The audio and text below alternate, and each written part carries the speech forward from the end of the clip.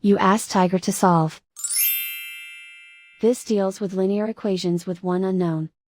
The final result is x equals -5. Let's solve it step by step.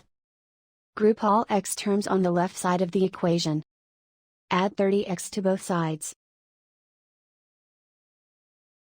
Group like terms.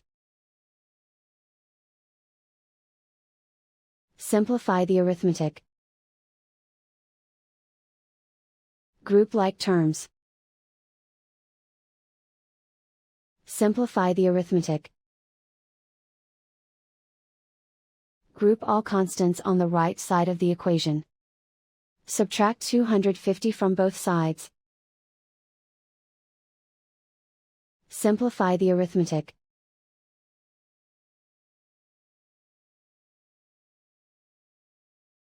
Isolate the x. Divide both sides by 15. Simplify the fraction. Find the greatest common factor of the numerator and denominator. Factor out and cancel the greatest common factor. And so the final result is x equals -5.